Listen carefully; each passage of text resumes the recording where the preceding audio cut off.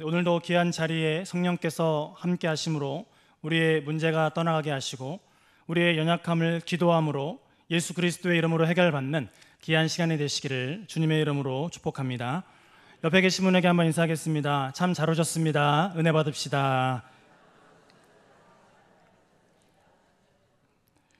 뿌리가 약한 나무는 바람에 쉽게 흔들리며 어느 날 거센 비바람이 몰아치면 뽑힐 수 있는데요, 오늘 본문 히브리서의 말씀을 보면 등장하는 개종한 유대인들 중에는 뿌리가 약한 나무처럼 장성한 믿음에 이르지 못한 사람들이 있었습니다.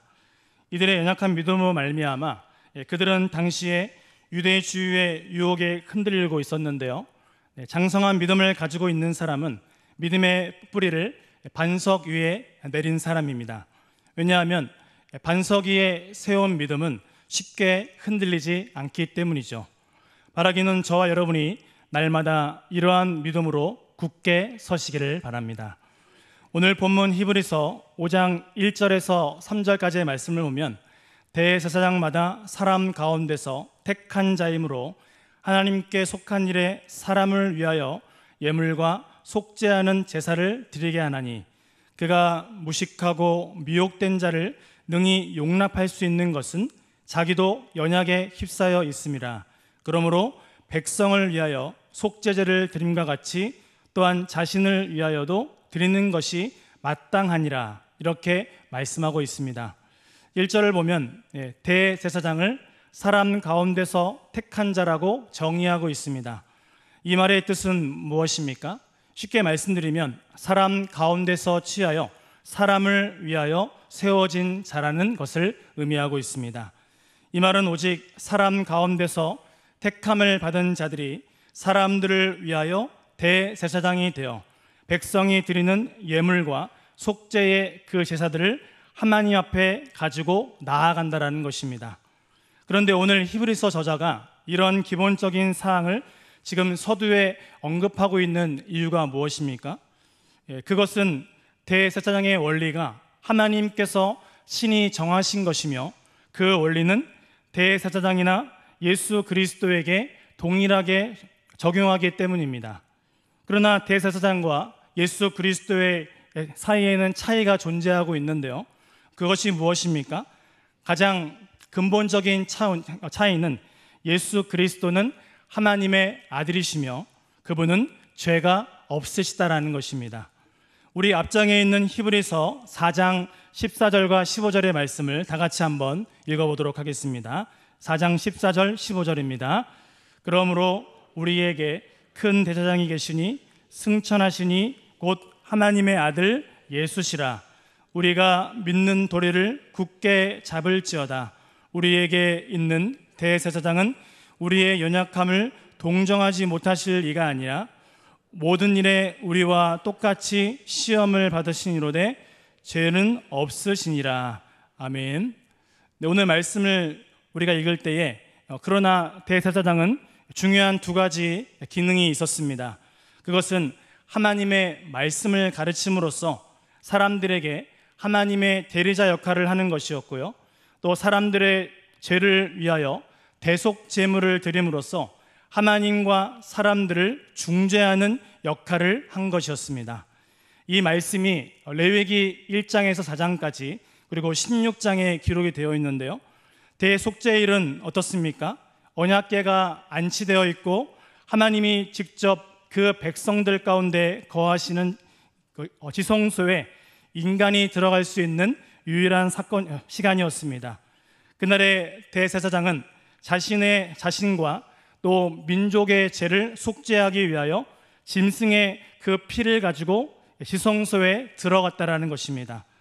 하지만 대제사장은 인간이에 불과했기 때문에 그 또한 죄를 굴복하고 죄의 대속이 필요한 연약한 존재였음을 성경에서는 기록하고 있는데요, 그러나 대제사장이 가지는 장점이 무엇입니까? 자신이 연약하기 때문에 2절 말씀을 통해서 그가 무식하고 미혹된 자를 능히 용납할 수 있었다는 것입니다. 용납하다라고 번역된 히브리어 동사 메트리오 파세이는 감정을 조절하다라는 의미를 담고 있는데요, 이것은 날마다 실수할 수 있는 우리 인간이 다른 사람에 대하여 어떠한 태도를 가져야 하는지를 분명하게 말씀하고 있습니다. 그것은 무엇입니까? 용납입니다.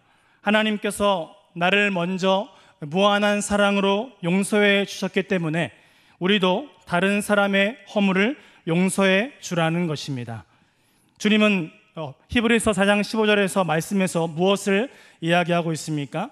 우리에게 있는 대제사장은 우리의 연약함을 동정하지 못하실 리가 아니요 라고 말씀하고 있다는 것이죠.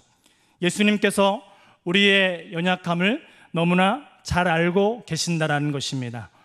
오늘도 주님 앞에서 우리는 여전히 실수하고 또 넘어지고 있습니다. 또 부족하지만 그럼에도 불구하고 따스한 사랑으로 주님은 우리를 안아주고 계신다라는 것입니다. 그 주님의 넓은 품에 안기시기 바랍니다. 이러한 찬양이 있습니다. 주의 발에 그 크신 발에 안기세 주의 발에 영원하신 발에 안기세. 우리 다 같이 한번 후렴 한번 불러보겠습니다. 주의 발에 그 크신 발에 안기세 주의 발에 영원하신 발에 안기세. 할렐루야. 예수님께서 우리의 연약함을 동정하고 계신다라는 의미는 그분께서 자신의 약함 때문이 아니라 우리를 능히 도우실 수 있는 능력 가운데 우리의 처지를 공감할 수 있는 분이라는 뜻을 담고 있습니다. 한 주간도 우리를 능히 도우실 수 있는 능력 있으신 하나님과 우리의 처지를 공감하시는 예수 그리스도의 은혜 가운데 성령의 교통하심이 저와 모든 성도님들의 가정에 함께 하시기를 바랍니다. 우리 5절에서 7절 말씀을 우리 같이 한번 읽도록 하겠습니다. 또한 이와 같이 그리스도께서 대제사장 되심도 스스로 영광을 취하심이 아니요 오직 말씀하신 이가 그에게 이르시되 너는 내 아들이니 내가 오늘 너를 낳았다 하셨고 또한 이와 같이 다른 데서 말씀하시되 내가 영원히 멜기세덱의 반차를 따르는 제사장이라 하셨으니 그는 육체에 계실 때에 자기를 죽음에서 능히 구원하실 이에게 심한 통곡과 눈물로 간구와 소원을 올렸고 그의 경건하심으로 말미암아 들으심을 얻었느니라. 아멘. 네, 오늘 본문 4절부터 7절까지의 말씀을 보면 그리스도께서 대제사장 되심을 원리를 설명하고 있습니다.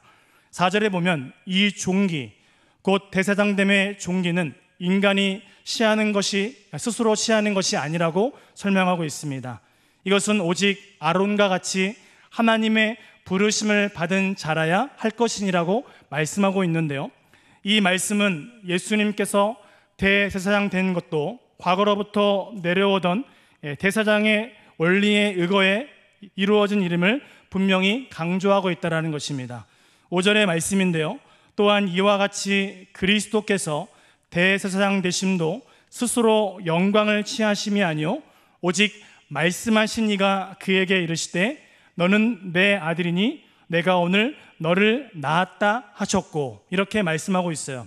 히브리서 기자는 유대계 그리스도인 그 지도자들에게 대제사장직의 본래적인 의미를 지금 상기시킨 후에 우리의 위대한 대제사장이신 예수 그리스도를 설명하는 것으로 되돌아가고 있다는 것입니다. 그렇게 히브리서 기자는 지금 하나님이 그의 아들 예수 그리스도를 대제사장으로 세우셨다라는 선언을 지금 하고 있는데요. 두 가지의 구약의 본문을 제시하고 있습니다. 첫 번째는 무엇입니까? 너는 내 아들이라 오늘 내가 너를 낳았도다 라고 말씀하고 있습니다. 이 말씀은 시편 2편 7절의 말씀입니다. 이것을 5절에서 어떻게 표현하고 있습니까? 오직 말씀하신 이가 그에게 이르시되, 오직 말씀하신 이라고 말씀하고 있다는 것입니다. 말씀하신 이, 하나님께서 이것을 이루셨다라고 말씀하고 있다는 것입니다.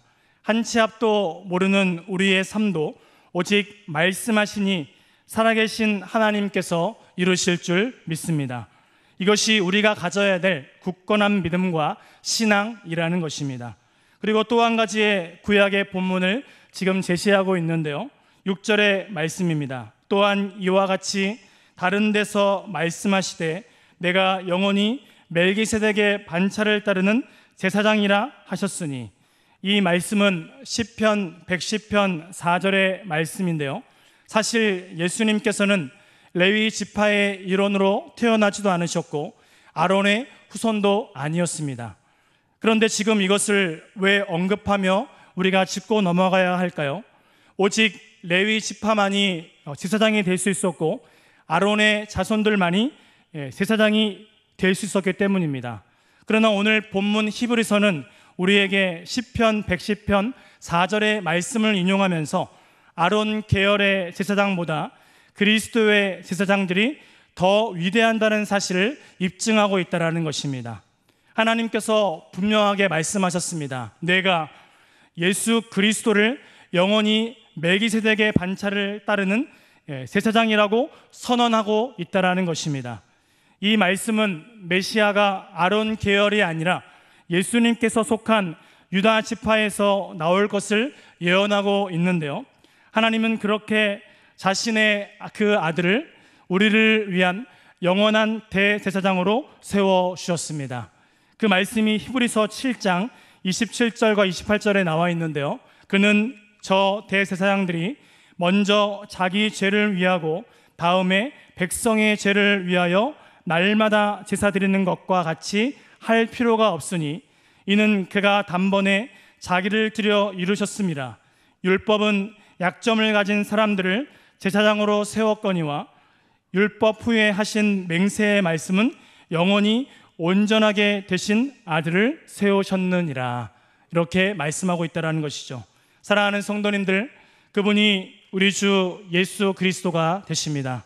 오늘 본문 7절을 보면 그는 육체에 계실 때에 자기를 죽음에서 능히 구원하실 이에게 심한 통곡과 눈물로 자기의 소원을 올렸고 그의 경건하심으로 말미암아 들으심을 얻었느니라 라고 설명하고 있다는 것입니다. 우리 8절에서 10절까지의 말씀을 우리 천천히 한번 읽어보도록 하겠습니다. 그가 아들이시면서도 받으신 고난으로 순종함을 배워서 온전하게 되셨은즉 자기에게 순종하는 모든 자에게 영원한 구원의 근원이 되시고 하나님께 멜기세덱의 반차를 따른 대제사장이라 칭하심을 받으셨느니라. 아멘. 오늘 주님께서는 고난을 받을 아무런 이유가 없었음에도 불구하고 십자가 위에서 대속적인 죽음, 희생적인 그 순종을 통해서 내가 하나님께 어떠한 순종을 올려드려야 하는지를 몸소 보여주셨다라고 말씀하고 있습니다. 그러므로 우리는 어떠한 삶을 살아가야 합니까? 빠르고 급변하는 세상의 흐름 속에서도 우리가 선택해야 하는 삶은 우리가 분명하다라고 말씀하고 있다는 것입니다. 그것은 무엇입니까? 우리가 지금 세상 속에서 그리스도인으로 살아간다 할지라도 세상 속에 속하지 않으며 오직 내가 예수 그리스도께 속한 자인 것을 우리는 순종의 삶을 통해서 고백하며 드러내야 한다는 것입니다. 이것이 참 어렵지만 하나님의 말씀, 성경의 가르침이라는 것이죠. 그렇기에 이 말씀에서 우리에게 이야기하고자 하는 핵심은 무엇입니까? 우리 주 예수 그리스도께서 대제사장의 직무를 맡으실 때에 한편으로는 그가 어떻게 연약한 인간을 능히 대변할 수 있는 제사장이 되셨는가와 또 다른 한편으로는 그가 어떻게 하나님이 세우신 대제사장이 되셨는가라는 사실을 분명하게 말씀하고 있습니다. 지금 이 말씀을 통해서 첫 번째 측면을 통해 7절에서 그가 이 세상에 계실 때에 심한 통곡과 눈물의 간구와 소원을 올렸고 그의 경건하심으로 말미암아 들으심을 얻었다라고 설명하고 있습니다. 그리고 8절의 말씀을 통해서 그가 아들이면서도 받으신 고난으로 순종함을 배워서 온전하게 되셨다라고 분명하게 말씀하고 있다는 것이죠. 그 이유가 무엇입니까? 자기에게 순종하는 모든 자에게 영원한 구원의 근원이 되시고 하나님께 멜기세덱의 반차를 따른 대제사장이라 칭하심을 받았기 때문입니다. 예수 그리스도는 지금 고통이라는 우리의 경험을 함께 공유하심으로 자기에게 순종하는 모든 자에게 영원한 구원의 근원이 되신다라고 설명하고 있다는 것이죠. 바로 이것이 우리의 영원한 소망이 된다라고 말씀하고 있습니다. 그래서 우리가 이 영원한 구원에 이르기 위해서는 하나님의 뜻과 또 복음의 진리의 말씀에 반응하는 인생이 되시기를 바랍니다. 우리의 인생이 예수 그리스도의 삶을 따라 피의 복음, 진리의 말씀에 온전히 반응해야 한다는 것이죠. 왜냐하면 믿음의 뿌리가 견고한 하나님의 사람은 결코 흔들리지 아니하고 신앙의 생명력을 잃지 않기 때문입니다. 그래서 성경은 오늘 우리에게 무엇을 얘기하고 있습니까? 예수님께서 우리의 불완전한 사람들과 같이 무엇인가 배워야 차츰차츰 온전하게 되시는 분이 아니라고 말씀하고 있다는 것입니다. 다만 그가 우리를 대변하는 영원한 대제사장이 되시기 위하여 하나님의 아들이신 그분이 우리 인간이 경험했던 통곡과 눈물과 간구의 소원을 하나님께 올려드리셨다라고 설명하고 있다는 것입니다. 왜 그렇습니까? 하나님께서 나를 사랑하시기 때문입니다. 하나님의 사랑이 우리의 모든 것을, 우리의 모든 연약함을 인도하고 계신다는 것입니다. 그 큰 사랑으로 말미암아 내가 여기까지 인도함을 받았다라는 것이죠. 여러분, 이 사실을 믿으십니까? 내가 혼자 한 것 같은데, 내가 스스로 여기까지 온 것 같은데 내가 아닌 누가 하셨습니까? 하나님이 하셨습니다. 하나님께서 앞으로 그분의 삶을, 우리의 모든 것을 하나님의 때와 방법으로 인도하실 줄 믿습니다. 그래서 우리는 하나님 앞에 매달려 기도하는 것입니다. 하나님께 간구하는 것입니다. 하나님이 우리의 삶을 인도하시기를 오늘도 굳게 기도하는 것입니다. 그래서 하나님께서 멜기세덱의 반차를 따른 대제사장이라 칭함을 받으신 예수 그리스도를 오늘도 의지하는 인생이 되라고 말씀하고 있다는 것입니다.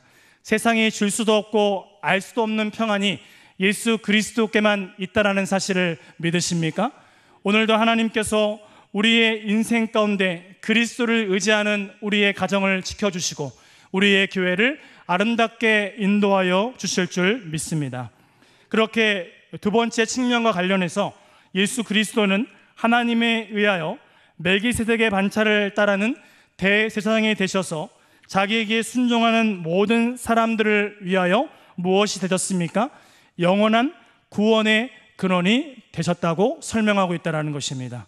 이 멜기세덱의 반차를 따르는 대제사장이라는 칭함을 받으신 예수님으로 말미암아 우리가 그를 의지하는 모든 사람에게 영원한 구원의 은혜를 확실하게 보장을 해주신다라고 말씀하고 있다는 것입니다.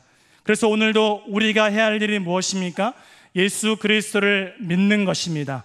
그리고 믿음 안에서 확신을 가지고 오늘도 표대를 향하여 달려가는 것입니다.